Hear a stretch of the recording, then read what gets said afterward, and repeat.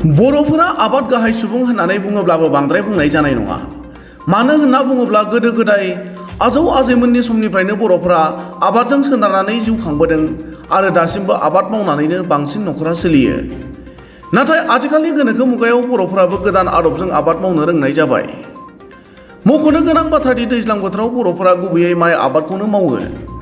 माइ गायजेननाय समनिफ्राय जोबथा माइ गायनाय सानखौ हाल जांख्रा एबा नांगोल जांख्रा महरै फालिबोदों। मख'नो गोनां बाथ्रादि चिरां जिल्लानि रुनिकाटा ओनसोलनि सिङाव थानाय सानजा बान्दुगुरि गामिनि रायजो राजाफोरा गोदो गोदायनिफ्रायनो रायजोफोरनि थिखानाय 23 बिगा हायाव दासिमबो जयै माइ आबाद मावबोदों आरो बेनि मोननाय मुलाम्फाजों समाज फोसाबनायनि हाबा मावबोदों। बेबादिनो देग्लायबो गामिनि 23 बिगा थिखानाय हायाव माइ गायनायखौ दिनै गामिनि बयबो जयै हाल जांख्रा एबा नांगोल जांख्रा खालामबाय। सानजा बान्दुगुरि गामिनि जयै आबाद मावनाय दिनैनि जांख्रा समाव गामिनि नेहाथारि रुजुसोरां नार्जारि आरो गुबुन सासे आइजोआ ओरैबादि फोरमायो। जोनोम जायैनि सिगाङावनो जोंनि आबै आबौमोनहा बे हाखौ माने गामिनि मोनसे आबाद खालामग्रा हिसाबै दखल खालामनानै लाबोनाय जादोंमोन। दा बावहाय जोङो गोदोनिफ्रायनो जे आबौ आबौनि जे सम्पतिखौ जोङो दासिमबो जोङो लाखिगासिनो दङ। दा बावहाय जोङो माखासे नेम निथि बा जोङो बर' हिसाबै बा गामि गेजेराव थानाय हिसाबै जों बेखौनो राजुहुवा हिसाबै जोङो माइ गायनानै एसे एनै फेहेरनानै जोङो गामिखौ जौगाखांहोनाय बा माखासे खामानि मावनायाव जोङो थाखा फैसानि माबाखौ जोङो लानानै जोङो बेखौनो फान खालामनानै जोङो समाय मथे राननानै जानाय जायो। जिहेतु सावरि बादालिया जोबनानै थांबाय, थेवबो नोंथांमोननि गामियाव बेफोरबायदि हौवा हिन्जाव जयै जथायै हाबा मावनायखौ नुनो मोन्दों। बिनि सायाव मा फोरमायनो सानदों? दा बेयो जाहैबाय सावरि बादालियाथ' नंगौ, बेयोबो जोंनि आफामोननि समाव सोलिबोदोंमोन। नाथाय दा माखासे जौगालु समाज सफैनायनि गेजेरजों आरो जोंनि दा बर'फोरनि गेजेरावबो न'खरफ्रा जोङो बिदा फंबाय ग्रोम ग्रोम बा 6 जन 7 जन जोङो बाहाय थानायखौ जोङो नुबोआसै आरो दा बांसिन फेमिलिया फिसा जाबाय हिसाबै जोङो सिंगेल जानाय हिसाबै जोङो सावरि बादालिखौ जोङो नागारनो गोनां जाबाय। अब्लाबो जोङो बावहाय दिनै हिन्जाव हौवा राजु हौवायैनो जोङो माखासे समाजनि जायखौ गाव हारसिं मावनो हाया जों बेखौ जयै मावलायनो होननानै जोङो बेखौ थि खालामनानै लाबोनाय जादों। दिनैहाय जोङो बे दिनै माइ गायनाया जोंनि माइ गायनाय गासै 23 बिगा। दा जों मैयानिफ्राय गायनानै जोङो दिनैहाय नांगोल जांख्रा खालामनो नागिरबाय। दिनै हासिगोन। दा बे हिसाबै जोङो दिनैहाय फोजोबगोन आरोखि। बेयाव हौवा हिन्जाव जथायै गायनायखौ नुनो मोन्दों। बयबो गोसो गुदुङै गायदों। बेनि सायाव मा फोरमायगोन? दा बावहाय जोङो हौवा हिन्जाव गायनाया जाहैबाय जिहेथु हौवाफोरा हालेवनानै होनांगौमोन आरो दानि जुगाव माबायाव साइन्टिफिक जुगाव बिगियान जुगाव जोङो माखासे मोसौ मोसा खानायनि जिहेतु माबा गैयै हिसाबै जोङो दा ट्रेक्टरनि गेजेरजों जोङो बाहायबाय। दा बे हिसाबै बेहाय जोङो हौवाफ्राबो खामानि गैयै हिसाबै हौवाफ्राबो गायबाय आरो हिन्जावफ्राबो गायबाय। दा बावहाय जोङो माखासे जोङो गोसोआव फुरथि खालामनानै बावहाय जों जयैनो गोसो गोरोबलायनानै जों बावहाय मावनानै जोङो आबादखौ मोननो हास्थायनाय जोंनि गेजेराव थानाय जादों आरो।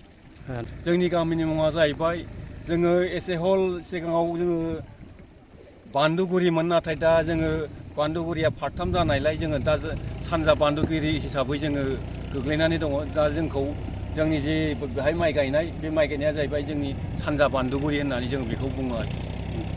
Thank you. जोंहा रायजोआव दाख्लैनिफ्रायनो गायनाय जादोंमोन। दिनैजों सानथाम जाबाय आरो। ओमफ्राय दिनै जांख्रा जागोन नालाय हिन्जाव हौवा दिनै फोजोबनानै बेदर जालायलायगोन आरो रायजोआवनो ज'नो हिन्जाव हौवा। मा बेदर मा ओंख्रि संखो? अमा बेदरल'। अमा बेदरल'? गैया, औ। बोसोरबैसे जाखो नोंथांमोना बे गायनाया, बे ओनसोलाव गायनाया? गायनाया देग्लाय फार्स्ट जाबाय आरो। सिगाङावबो गायदोंमोन, ओमफ्राय गेजेर खन्द'आवहाय मालायनो आदि होनाय जादोंमोन। ओमफ्राय देग्लाय रायजोआ एसे जुक्ति जाथोंसै होननानै गामियावनो ज' गायनाय जादों आरो माबायदि मोन्दों जथायै माइ गायनायखौ नुनानै? मोजां मोनदों गोजोन थाबाय। गोसोआव गोजोननाय मोनदों।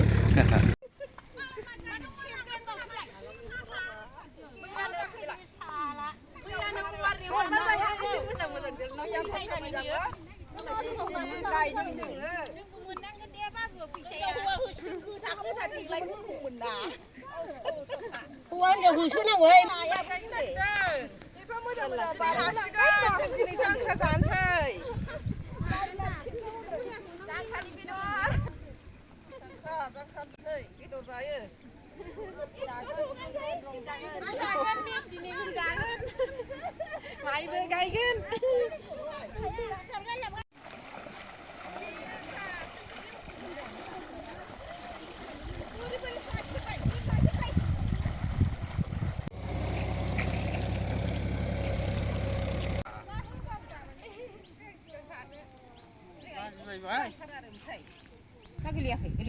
गैलायाखै।